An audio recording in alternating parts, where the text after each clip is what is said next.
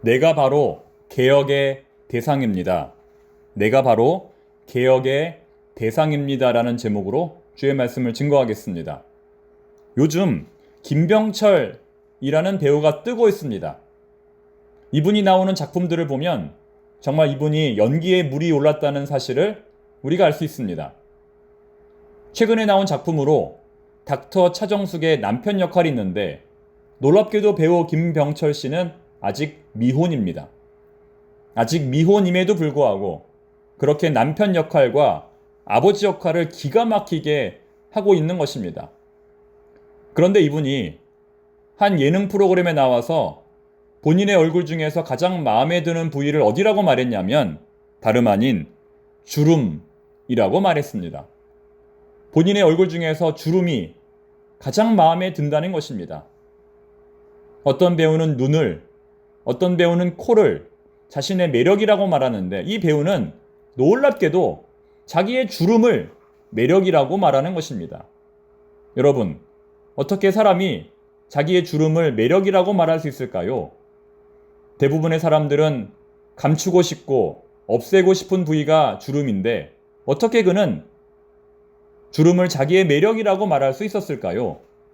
아마도 그것은 그동안 자기의 길을 묵묵히 걸어온 성실함과 자부심 때문이 아니겠습니까?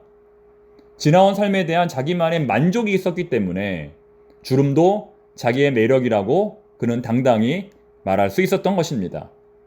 참고로 배우 김병철 씨는 10년이라고 하는 긴 무명의 시절을 보내고 이렇게 스타의 반열에 오르게 되었습니다. 사랑하는 청파동의 교우 여러분, 변해가는 외모에 슬퍼하지 마십시오. 지나간 삶에 대해서 하나님께 감사하고 스스로의 모습에 대해서 부끄러움이 아닌 대견함을 갖는다면 우리도 배우 김병철 씨처럼 우리의 주름을 자랑스럽게 여길 수 있을 것입니다. 바라긴 오늘도 하나님의 은혜로 우리 영혼의 주름, 우리 마음의 주름이 활짝활짝 펴질 수 있기를 바랍니다. 오늘도 어제에 이어서 히브리서 기자는 예수님의 우월성에 대해서 말합니다. 그동안 히브리서 기자는 예수님의 우월성에 대해서 말하기 위해 구약의 인물 가운데 멜기세덱이라는 사람을 예수님과 연결시켰습니다. 그 결과 레위 지파가 아닌 예수님도 얼마든지 하나님의 제사장이 될 수 있었습니다. 왜냐하면 멜기세덱처럼 하나님께서 직접 지목하시면 누구라도 하나님의 부름을 받은 거룩한 제사장이 될 수 있었기 때문입니다. 오히려 레위 지파에 속한 제사장보다 하나님이 지목하신 제사장이 훨씬 더 나았습니다. 오늘도 본문의 말씀은 레위 지파에 속한 제사장보다 하나님께서 지목하신 제사장의 위대한 점에 대해서 말씀합니다. 크게 세 가지인데요. 첫째는 직분의 영원성입니다. 본문 23절, 24절 말씀에 그 내용이 기록되어 있습니다. 제사장 된 그들의 수요가 많은 것은 죽음으로 말미암아 항상 잊지 못함이로되 예수는 영원히 계심으로 그 제사장 직분도 갈리지 아니하느니라. 무슨 말일까요? 24절의 말씀, 갈리지 않는다는 말은 잘리지 않는다는 뜻입니다. 즉, 레위 지파의 혈통을 따른 제사장직은 언젠가는 잘리게 되지만 하나님께서 직접 임명하신 제사장직은 영원히 잘리지 않는다는 것입니다. 소위 말해 후자를 우리가 항존직이라고 하죠. 참고로 교회에서 항존직이라 함은 목사, 장로, 안수집사, 권사를 말하는데요. 한번 임명받으면 그것으로 직분이 영원하다는 것입니다. 이렇게 교회에서 세워진 항존직도 영원한데 레위 지파의 혈통을 따라 직분을 세습하는 아론의 자손들은 자신들의 직분을 얼마나 대단한 것으로 생각했을까요? 그러나 히브리서 기자는 그러한 직분도 언젠가는 잘린다고 말하는 것입니다. 한계가 있다고 말하는 것입니다. 왜 그럴까요? 인간은 결국 죽기 때문입니다. 아무리 자신의 직분에 대한 부심이 있다 할지라도 결국 인간은 죽기 때문에 그 직분도 사라지는 것입니다. 하지만 예수님은 영원하시기 때문에 죽지 않기 때문에 그 직분도 사라지지 않습니다.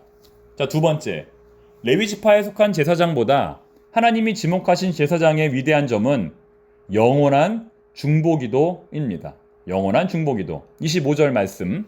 그러므로 자기를 힘입어 하나님께 나아가는 자들을 온전히 구원하실 수 있으니 이는 그가 항상 살아계셔서 그들을 위하여 간구하심이라. 구약의 제사장들은 오늘날의 목회자들과 아주 비슷한 역할을 감당했습니다. 그들은 예배를 인도하는 것뿐만 아니라 성도들을 말씀으로 가르치고 권면하며 그들을 위하여 기도하는 역할을 했습니다.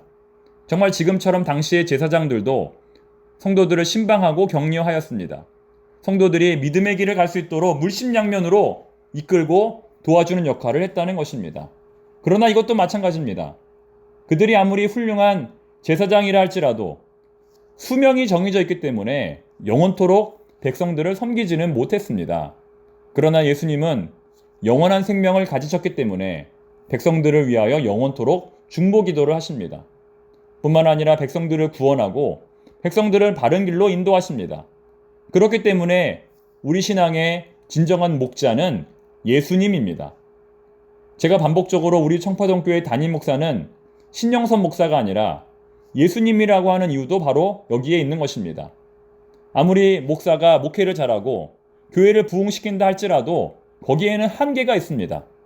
시간적으로 아무리 길어도 30년 이상 목회를 할 수가 없습니다. 그렇기 때문에 우리 교회의 진정한 목자는 예수님 한 분입니다. 그래야 교회가 흔들리지 않습니다. 우리 모두는 한 분이신 목자 예수님을 따라가는 양들입니다. 그리고 마지막 세 번째, 레위 지파에 속한 제사장들보다 하나님이 지목하신 제사장의 위대한 점은 온전한 삶입니다. 28절 말씀.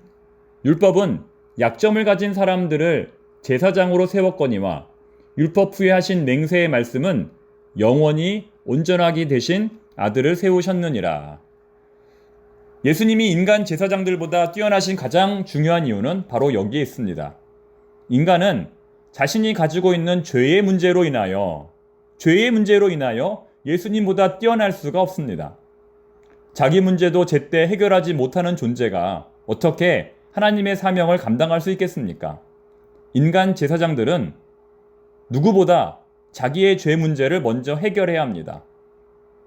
이 땅의 목회자들을 여러분 보십시오. 목회자들도 부족하고 연약합니다. 하나님 보시기에 100% 완벽한 삶을 사는 목회자가 과연 있을까요? 뿐만 아니라 이 시대에 얼마나 많은 목회자들이 물질적으로 성적으로 타락하여 교회를 무너뜨리고 있습니까? 이 시대에 얼마나 많은 목회자들이 하나님의 영광을 가리고 있습니까? 특별히 교회의 세습 문제는 정말 심각합니다. 이 문제로 인하여 한국교회가 얼마나 큰 타격을 받았는지 모릅니다. 작고 어려운 교회를 세습하면 누가 뭐라고 하겠습니까? 예산이 100억도 넘는 큰 교회를 세습하는 것이 문제입니다.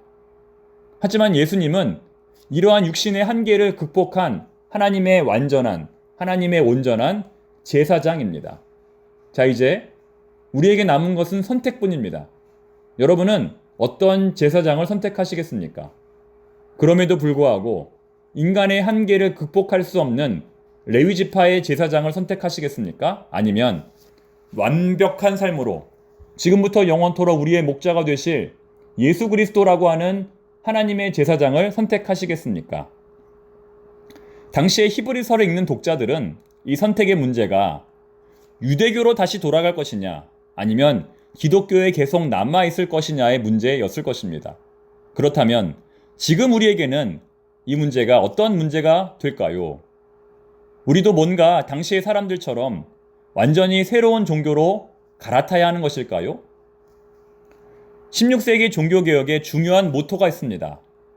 에클레시아, 레포르마타, 셈페르, 레포르만다, 에스트.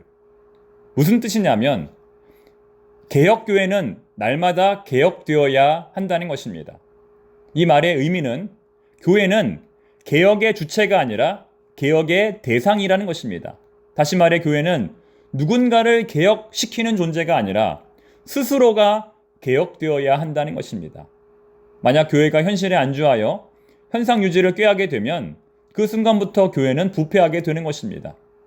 물이 흐르지 않으면 썩듯이 개혁하지 않는 교회는 부패할 수밖에 없다는 것입니다. 우리 청파동교회도 마찬가지입니다. 오직 예수 외에는 모든 것이 다 개혁의 대상입니다. 바꿀 수 있는 것은 다 바꿔야 합니다. 여기에 예외가 되는 것은 어느 것도 없습니다. 특히 성장하지 않는 신앙, 옛것에 안주하는 신앙, 지금의 모습에 안주하는 신앙, 모두 다 개혁의 대상입니다. 다른 사람이 아니라 내가 바로 개혁의 대상입니다. 내가 바뀌지 않으면 어느 것도 바뀌지 않습니다. 기도하겠습니다. 하나님 아버지, 내가 바로 개혁의 대상이었음을 깨달았습니다. 내가 바로 변화되어야 할 존재임을 깨달았습니다. 오늘도 오직 예수, 오직 기도, 오직 말씀 붙들고 새롭게 변화하게 하옵소서. 특히 전도를 통하여 새로운 그리스도인으로 변화되게 하옵소서. 예수님의 이름으로 기도드립니다. 아멘.